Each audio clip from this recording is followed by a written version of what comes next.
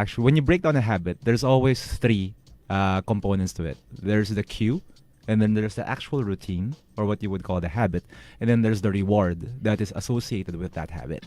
So we do this a lot in the fitness industry because we want to make fitness a habit, correct? So you Correct. want to make, going to the gym a regular habit. But in order to do that, you need to create this habit loop. And that's what you call it, the habit loop. Starts with the cue. It might be, for example, one good example for me is I eat a peanut butter and jelly sandwich every night. I do that too. And I have to eat it because if I don't eat it, I can't go to You sleep. just don't do it at night. No, I do it at night. That's my dinner. Okay, fine. Oh man, that's You bad. say that. Oh no. But anyway, so I had this habit for a long time and I wanted to break it. It seemed like a simple habit because The when P&J? the PB&J, yeah, Really? every night because it was I was adding. I mean, I was getting heavier. I didn't want that, man. So I thought maybe we can think of a simple habit that I have that I want to break because like anything else, the bigger the habit is, like what you say smoking, the harder it will be to break. So the same goes with with habits of smoking, habits of alcoholism. But when it's a simple PB&J sandwich, then it's actually easier to break. So here's my tip: when you're trying to break habits, try to find out one that is not that deep or not that hard to break. So for example, wag muna smoking, wag muna alcoholism, but think of one thing or one habit that is simple and easier to break. For me, it was the peanut butter and jelly sandwich at night. So I found out it had to be trial and error. You need to figure out what the actual routine is. So I knew my routine. It was the peanut butter and jelly sandwich. What was my reward? And that's where it gets interesting. Because people might say, kasi you like the sweet. You have a sweet tooth, so you want something sweet before going to bed. But I figured out the way you do is you experiment with rewards. So for example, I changed the peanut butter and jelly to something else. Like let's say a cheese sandwich. Did I get the same feeling? No. So parang, okay. So it's not food. I was not hungry. So I wasn't eating it because I was hungry. So maybe it was something else. Then I changed it to something like a warm glass of milk. Baka naman iba, baka lang there's a feeling of relaxation. And it didn't work pa rin. It didn't stick. And then finally I figured out that I just wanted something to cap off my night. And to me, that was the reward. Like a nightcap. So what I did was I changed the peanut butter and jelly sandwich into, this is going to be funny, but 30 push-ups. Oh, man. Yeah. Because I found that it had the same effect when it comes to me.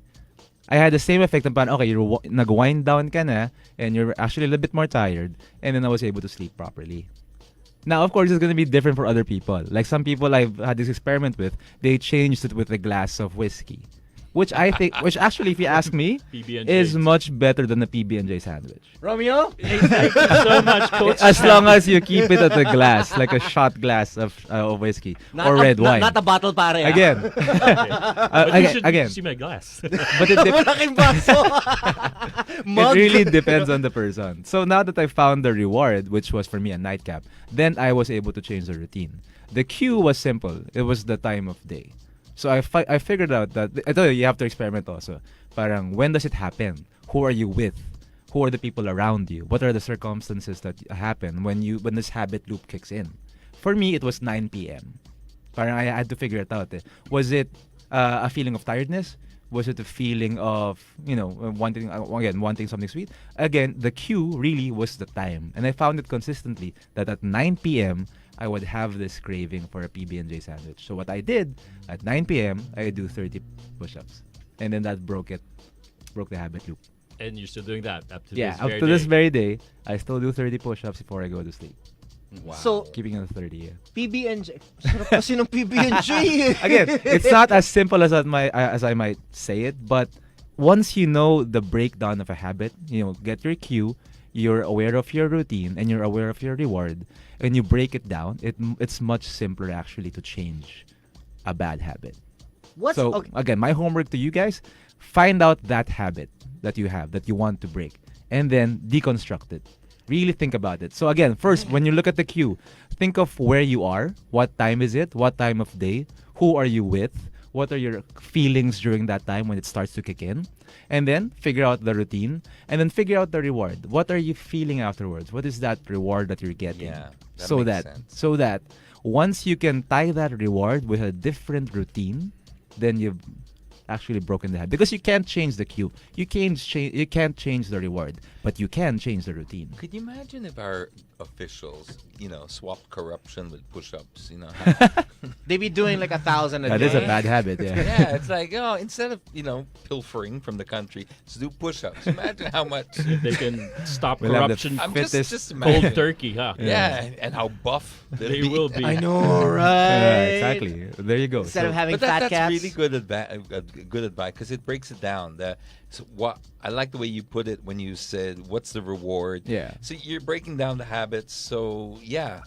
So you get that reward, and then what you really want to change is the routine, because you're not gonna change the reward. You're not gonna change what you want, but you can change what you do in order or how to get you get that it. reward. Yeah. Do you ever have a relapse on? Oh yes, of course, it happens. Like, but when I don't that want to do happens, push-ups. I want a PB and yeah, cheese sandwich. it does happen, but it doesn't happen as often. Do as you it give used in to. when it Yeah, does happen? I do give in, like once a month or maybe once every 3 weeks.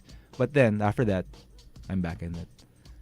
Yeah. Again, you have to be constant with that change. Or you can still do constant with both. it. Have your PB&J and 30 push-ups after. But because I did PB&J today, I'll do 45. Dude, yeah, hindi ka that's kaya what you call masukan yan. negotiation. That's a very valid way to do it. Negotiation. But do you find that how the power of habits are so strong that your body physically reacts Yes, to it? yes, It does, right? yeah. Because like with the drinking, when I used to drink every day as well, and happy hour was my big thing. I love happy hour.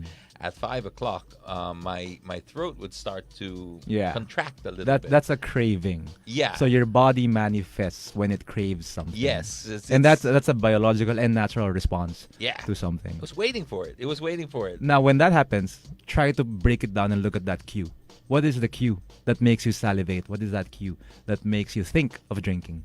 And it's sometimes it's harder than it seems, but once you break it down, it's much easier to control it. Yeah. It takes a lot of work. Yeah. All right. there, yeah.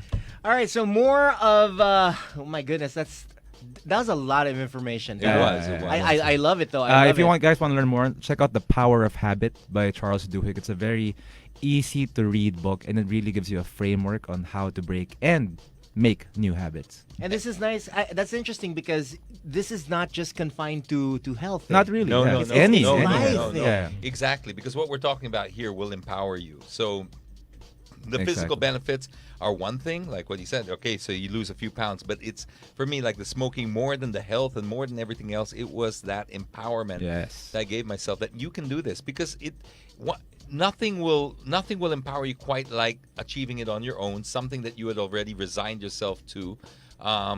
No, when you realize, man, I can change that. When I thought that was what I was going to be for the rest of my life, but I changed it.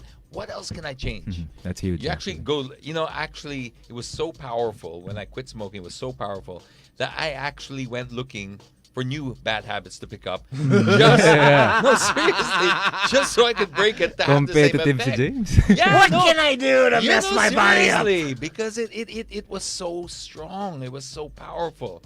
Because you really do shock your life in a different direction. But wasn't it liberating after? It's totally liberating. Because you once again you say who's in control, and nothing can really.